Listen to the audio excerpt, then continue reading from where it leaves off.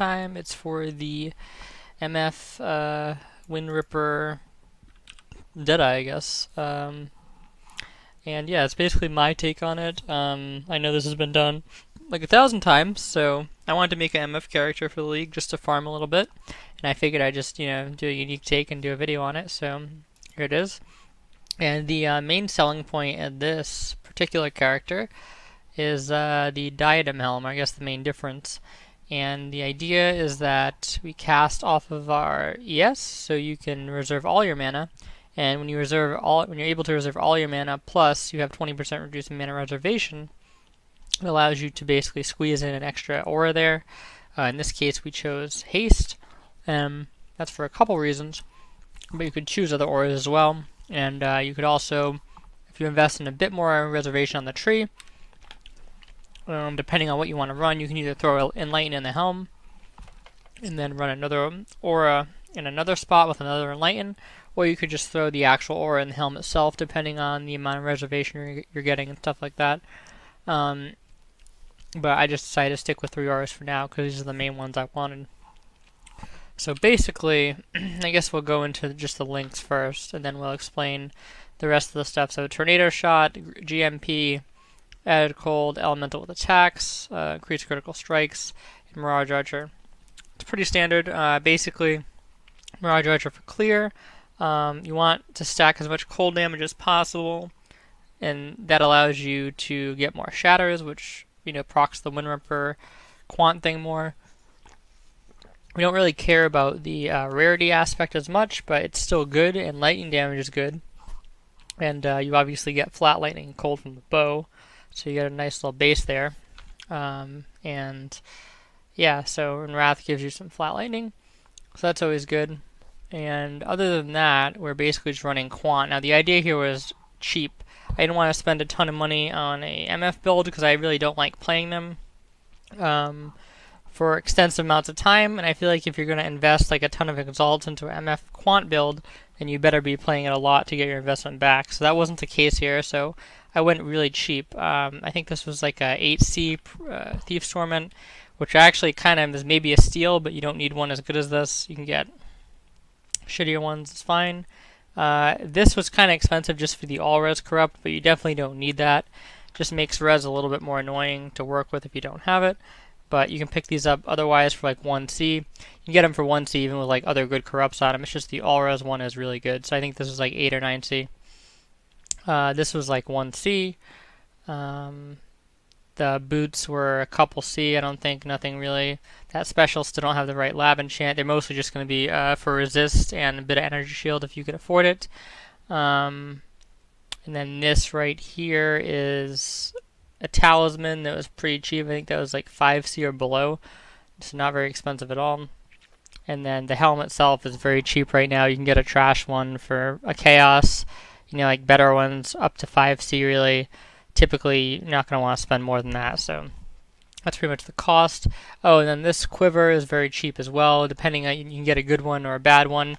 Bad one's really cheap, good one's, maybe 10, 20 chaos, but the difference isn't really that big. Reason for why I'm using the quiver, actually. So the quiver is really just to help out with the MOM thing right here, because you can probably get more raw damage, more health, and like more res from using just a normal quiver. But I had my res and stuff like that in check, and I wasn't really planning on farming high maps with this, so I was like, you know what, I'll just try and get use this to make the strain on the ES a little easier, and it was. But to be honest, you could still do this with a normal quiver just fine, especially with Vol Clarity. Vol Clarity is up so much, it's actually silly. So you could have it up for a lot of even remotely difficult stuff in the map if you needed to. Originally when I put it in the build, it was just going to be like for bosses, but you don't need to use it exclusively for bosses. I mean, it just comes up all the time. Like, if you use it like right before a boss, as long as there's a couple packs, it's going to be back up for the boss. So don't really worry about using it like that at all. You can use it very liberally. I probably don't use it enough. But yeah, that's just a little note about that. So also, you don't need clarity being used to run Vol Clarity. Just to make that clear, if you guys aren't very familiar with using Vol skills, because because I think some people have asked me that I play with and stuff like that. So that's pretty much the gist of the build, and let's talk about the skill tree and stuff like that. So you can see this is the skill tree. It's pretty standard ranger skill tree. Come over here to get a lot of life. The idea was to try and make this somewhat hardcore viable, right? And I think if you were to change a couple things, so if you were to get like a 90 some life quiver and you drop this, and then you were to get maybe like a corruption of life on this, you'd probably be able to, and you've got a couple more levels, you'd probably be able to push like, I don't know, I'm trying to say like 4,700, 4,800 life, which is honestly pretty damn good, and especially if you're using a Thief's Torment, you get like a deceptive amount of basically leech from this, because you have 52% life gain, or 52 life gained on each hit, but you're using Tornado Shot, and Tornado Shot is actually crazy even without the Helm enchant. Like, the amount of hits you get when you shoot at a pack is just absurd. So it's actually feels quite tanky to play, and you're really only going to die to like one-shots is what I'd find. Unfortunately, this league is very, like, one-shots are very prevalent because of the betrayal mobs. So this is kind of like a, maybe not the best league to try like an MF build in hardcore that's very like weak. As you've seen, Ziz did a version of this build where he had 2 Venters that gave him life, but they're obviously obscenely expensive. I think he said when his character died it was like a 70 Exalt MF character. So that's certainly viable for hardcore, but it's like, you know, how viable is it for the average person I'm going to talk to and make a YouTube video for? You know, they're going to be able to spend 70 Exalts on an MF character to then get more Exalts. You know, it doesn't seem to make a lot of sense, and that's not a criticism of him or anything. You know, he makes a ton of currency in the game, perfectly understandable for him to do a expensive build like that, but I'm just talking about it from that perspective and how I like to approach building things. I like to try and figure out budget solutions kind of and present them on my channel as guides and stuff like that. So yeah, it's rough to do in hardcore, but I think it's definitely viable if you do like very low level maps. Like, I'd say if you stick to like tier 3 and below maps, there's not much that's going to kill you even with this amount of life, and if you crank it up a bit more, you could even drop some damage on the tree and get like a little bit more life here and stuff, or some life here. There's some options, life here. There's other ways to, like, you know, skim on points basically and get more life if that's what you're concerned about. And maybe you could get up to 5k if you really push. But my problem with it is that in order to MF effectively in this league, I feel like you have to be able to deal with betrayal stuff, because betrayal actually gives a ton of currency. It's very lucrative. You know, a lot of the pure breachstone running is very important. So if you actually really want to make a ton of money, that's an important part of your character being able to deal with those.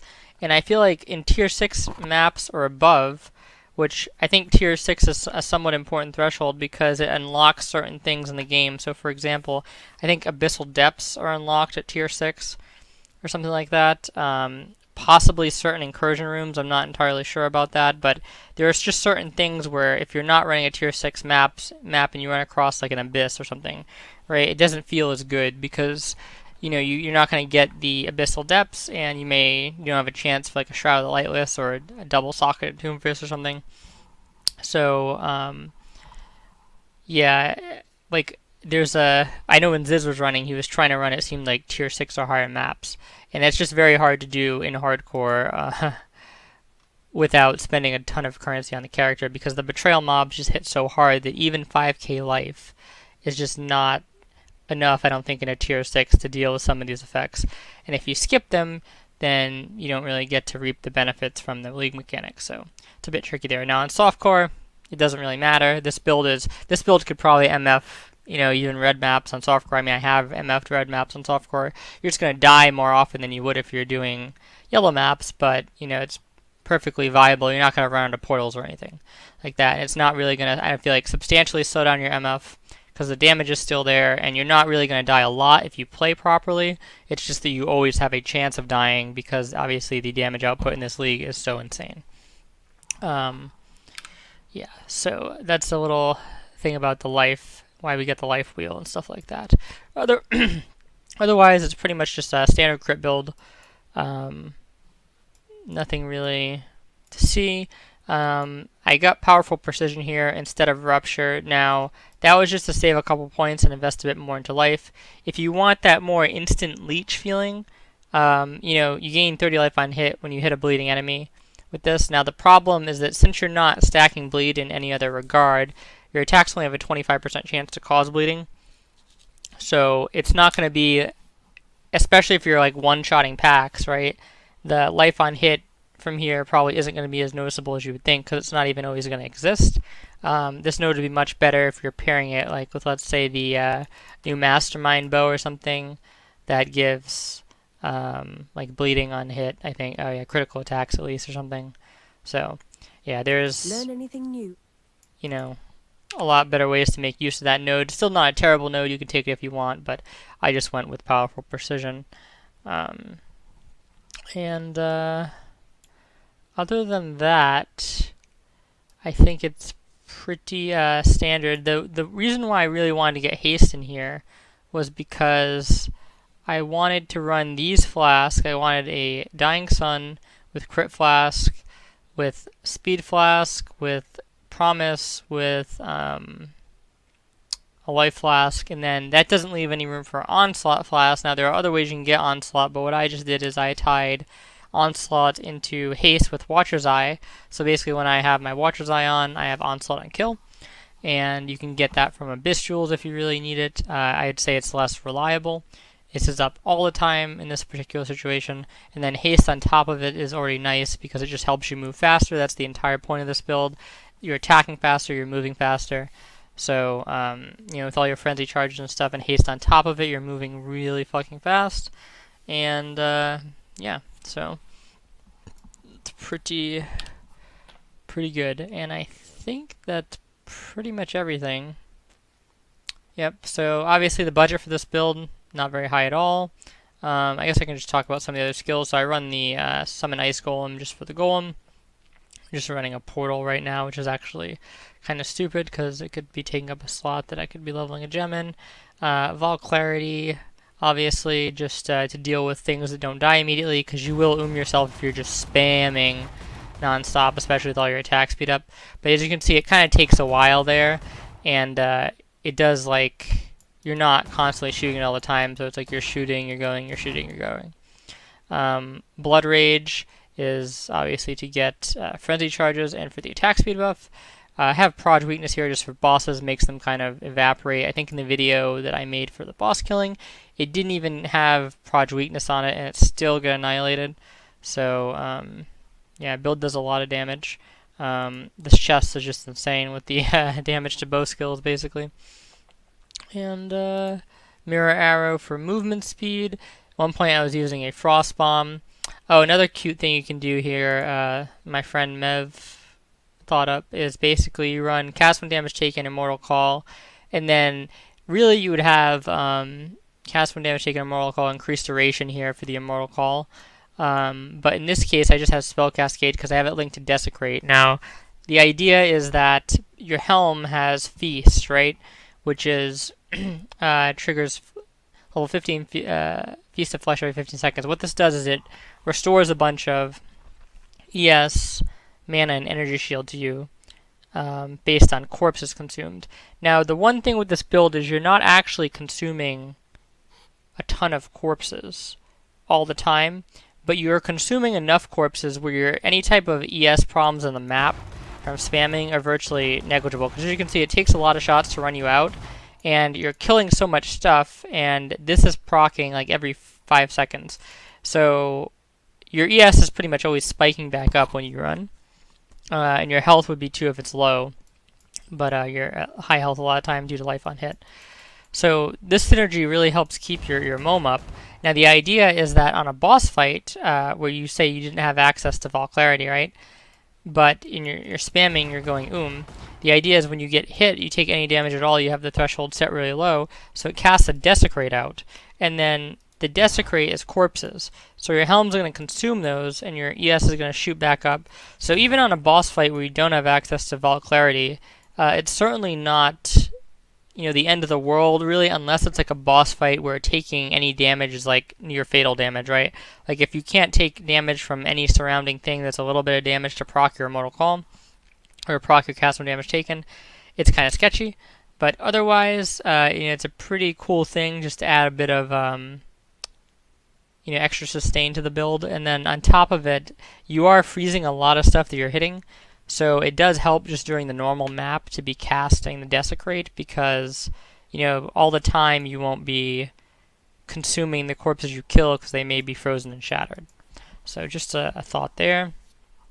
Yeah, I think that's pretty much the only really like super odd thing about the build. There's a frost bomb in there basically just to deal with certain things, nothing too crazy. And decoy totem I think I have at one point, just to need to get more strength if I want to level it up. But decoy can be really good with dealing with like bosses that hit hard and stuff like that, betrayal stuff.